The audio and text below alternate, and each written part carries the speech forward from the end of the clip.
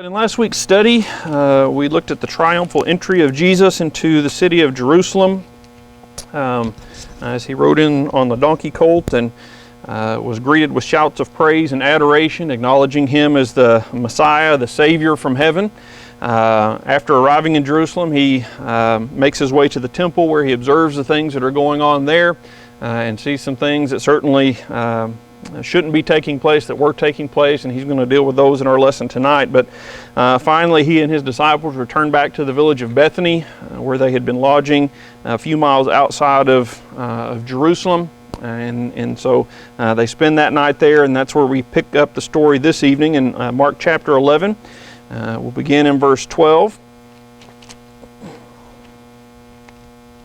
If I can keep my pages from flipping around. Mark chapter 11 verse 12, the Bible says, "And on the morrow when they were come from Bethany, he was hungry." And so the next day, of course, they get up and they start about their work, the things that they were going to do that day. And the first thing that they were going to do was head back to Jerusalem. Now this was a couple of mile walk, and so it wasn't too terribly far. And so the fact that Jesus was hungry at this point probably means that they got up early enough to that they didn't have time for breakfast or anything like that, but they got right on the road and headed to Jerusalem to take care of some of the things that were going on there at the temple. Since there weren't any McDonald's along the way or anything like that for them to stop at, Jesus kind of looks around for options, right? What am I going to do? I'm hungry, so what is it that I'm going to eat? And so verse 13, we go on and we see what he finds. Verse 13, "And he, seeing a fig tree afar off, having leaves, he came, if haply he might find anything thereon. And when he came to it, he found nothing but leaves, for the time of figs was not yet." And so Jesus sees a fig tree that has all the signs of fruit bearing. Fig trees are unusual in that oftentimes the fruit will begin growing and even begin ripening before the leaves fully develop on the tree, and you don't get the full coverage. You know, most trees you start off with the leaves and then you get blooms and then eventually you get the fruit. But fig trees, at least these particular ones in this region, were a little bit different in that they usually have the fruit before the leaves fill in all the way. And so as Jesus sees this fig tree far off, it looks like it should have figs on it. Now the last part there says that it was not the time of figs yet. And I always thought that meant it wasn't the right season for them to be growing at this point. But what that phrase is actually talking about, it wasn't time for the harvest of the figs yet. And so really that's another indication of why there should have been figs. They hadn't had the full harvest yet, and so the trees that were developed should still have figs on them because they haven't been harvested yet. And so all the signs pointed to the fact that he was going to get a good breakfast of figs that morning. And so he sees this tree afar off. He heads to it to get the fruit for breakfast. But it says that in verse 14, "And Jesus answered and said, No man eat the fruit thereof hereafter forever." So he looks and he sees and he expects there to be figs on this tree, fruit on the tree, and there's not. And so he comes to it, and when he recognizes or realizes that that's the case, he pronounces this curse or proclaims a curse on the tree, which Matthew tells us went into effect almost immediately, although the disciples apparently didn't notice it as they were kind of just passing by apparently. And so they don't pay any attention to what happens behind them as the tree withers up and dies right there. But the problem with the tree wasn't so much that it didn't have fruit. The problem with the tree was that it had all the signs of fruit but didn't actually produce any fruit. And some have used that and kind of compared that to the nation of Israel and the Jews at that time.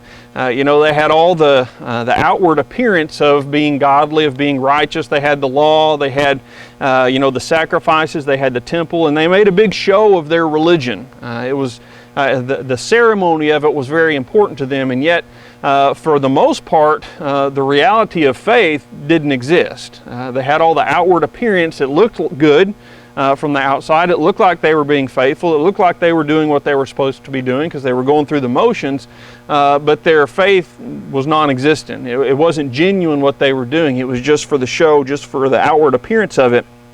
And so that's kind of been used in connection with this tree that had all the appearance. It ought to be fruitful. It ought to be something that you could go to and it would be worthwhile, and yet it wasn't. And of course, I think we can also use that of people today at times who make professions of faith and yet never really come to that point where they're genuinely repentant of their sin and they turn from it and trust in Jesus Christ as their Savior. Many false teachers who go around proclaiming that they're sent from God or proclaiming that they have a message from the Lord, and yet the reality is that they don't have a relationship with Him and they don't speak on His behalf because they're seeking their own benefit, they're seeking their own gain, and so they may put on a good show. It may seem like this is something worthwhile, and yet the reality is very different. That there's nothing of substance that they have to offer. And so just like this fig tree that looked like it should be really fruitful, when you get there, there's nothing worth eating. There's nothing that's of any use. And so that's the situation here with this fig tree. And so Jesus pronounces this curse on this tree because it was kind of hypocritical. It was deceptive in its appearance.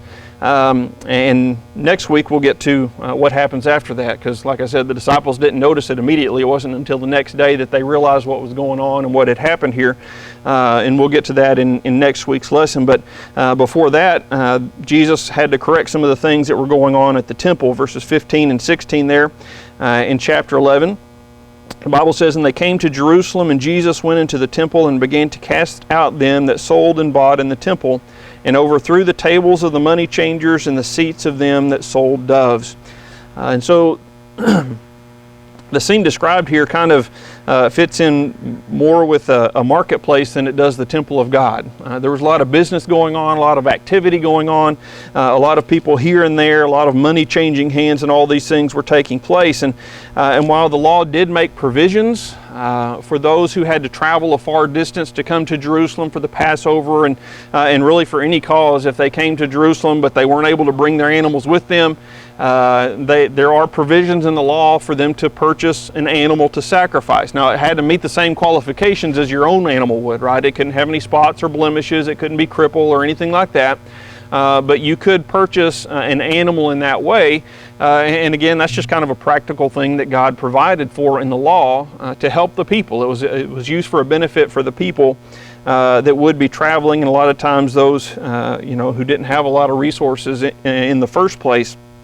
And so while that was the case, certainly the temple grounds weren't the place for that. Now again, we read the temple, and I don't know about you, I always think about the temple itself, the actual structure with the holy place and the Holy of Holies and all that. But the temple, as is used oftentimes in scriptures, encompassed a very large area. It wasn't just the temple, the main temple itself, but it also included many courts that were around the temple, courts for the women, courts of the Gentiles, and there was a very large area around the temple itself that was dedicated to the worship of God, and that was the point of that place. And yet here we have all kinds of business and activity going on rather than the worship of God. Notice how Jesus, as we go on in verse 16 and 17, says, "And he would not suffer that any man should carry any vessel through the temple, and he taught, saying unto them, Is it not written, My house shall be called of all nations the house of prayer, but ye have made it a den of thieves." And so he points out the temple isn't a place for business. It's not a place for any of these other things. It's a place for prayer, a place for worship. That was the intention. That was the purpose. And even out in the various courts, that's what they were there for. They weren't there for them to be transacting business or using that, as a common street in Jerusalem. That was to be a place where God was worshiped. It was a sacred place in the sense that it had been set apart for the worship of God and not for these common uses that they were using it for.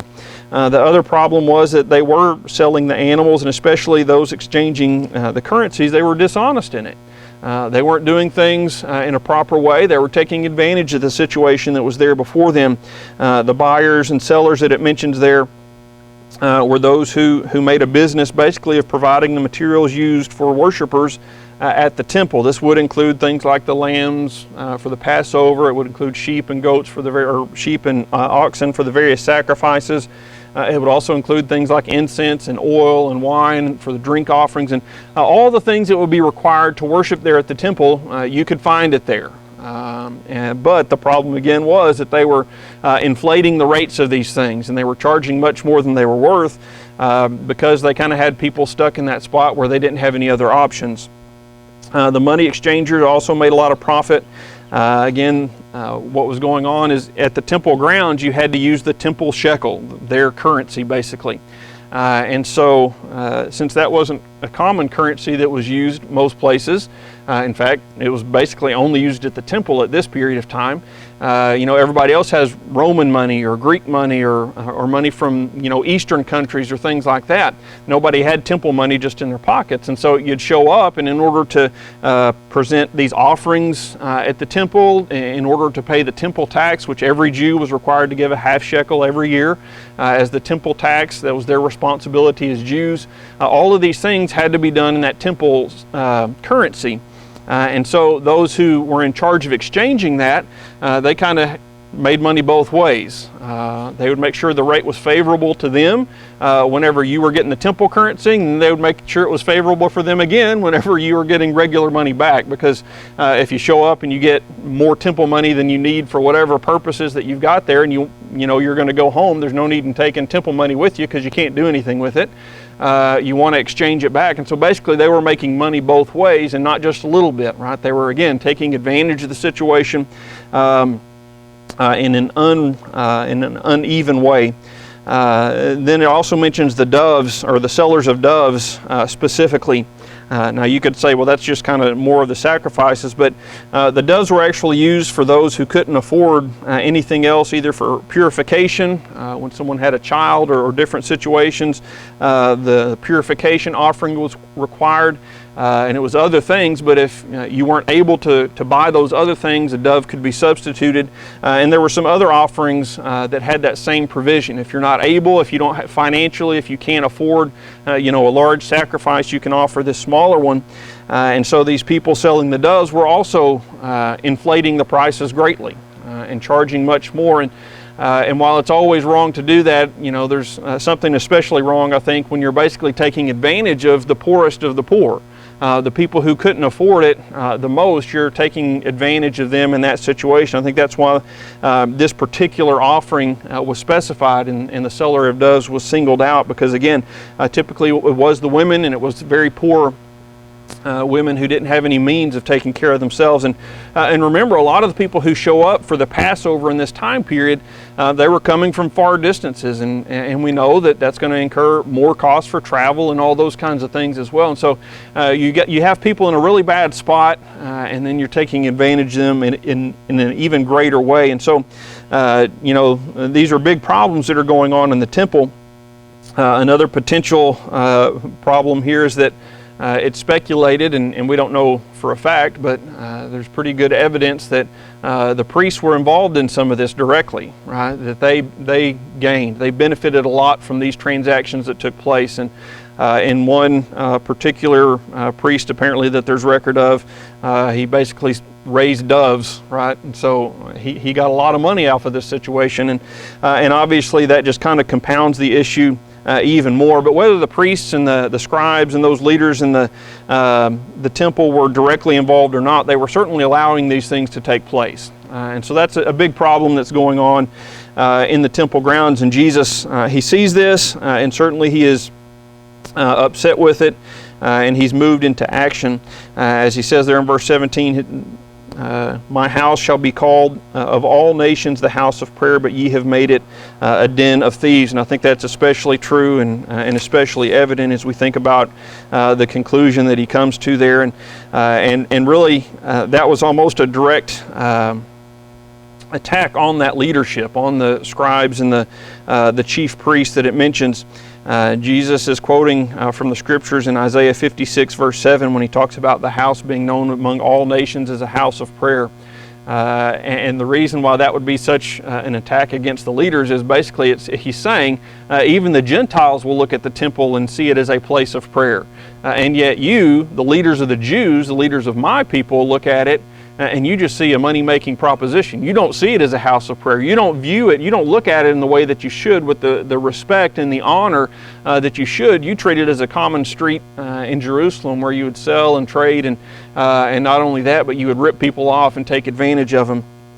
And so it's certainly a very directed words that he has against these leaders of the temple. Verse 18, we see that they did feel the pressure of Jesus' words and his actions and understood that Jesus was exposing their wrongdoings in the house of God. Verse 18, and the scribes and the chief priests heard it and sought how they might destroy him, for they feared because all the people was astonished at his doctrine.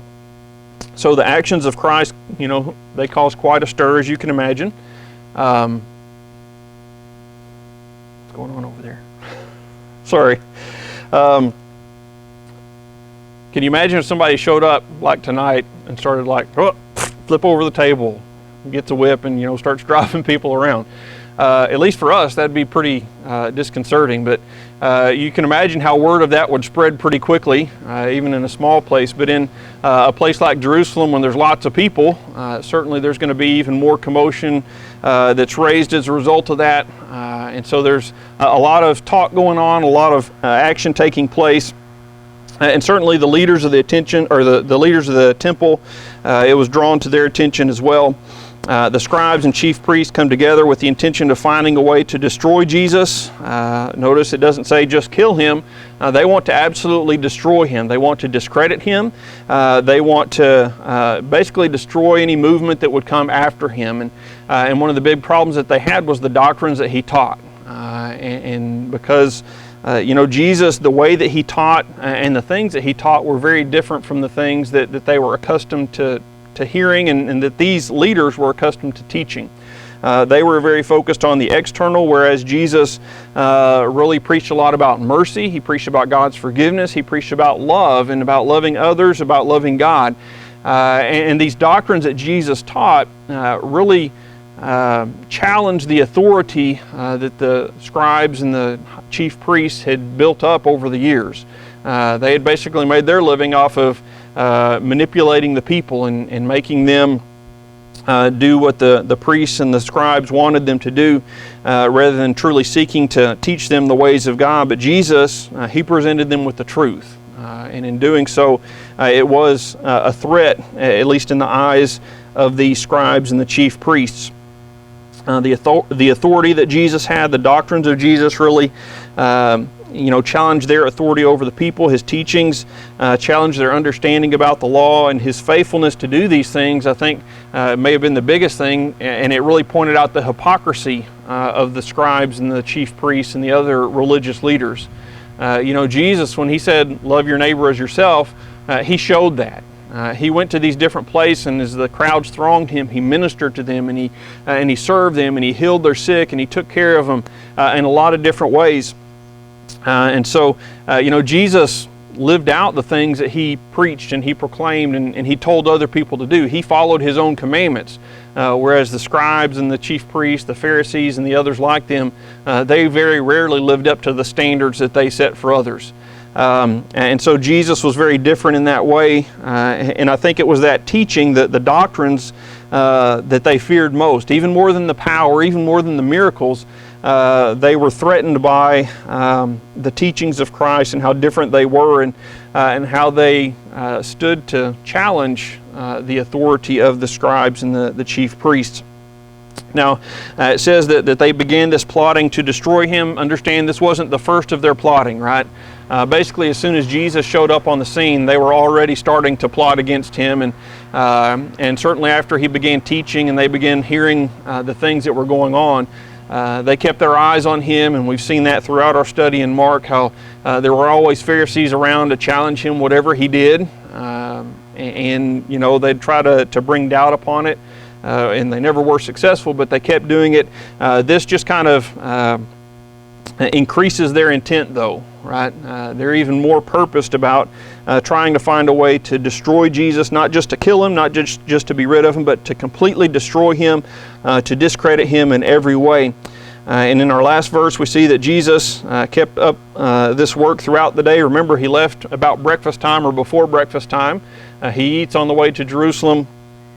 He's there, and we find in verse 19, and when even was come, he went out of the city. And so he was there all the way till the evening, probably basically just doing the same thing, preventing the people from carrying things through. Back there in verse 16, it mentioned how he wouldn't suffer any man to carry a vessel. Again, the temple grounds had basically just become another street for the people. They didn't honor it. They didn't reverence that area. They just used it for regular business. And so if you need to get from here to there, if the temple's in the way, you just go right through the temple grounds and you don't worry about it, when they should have been going around and honoring that place as a place of worship.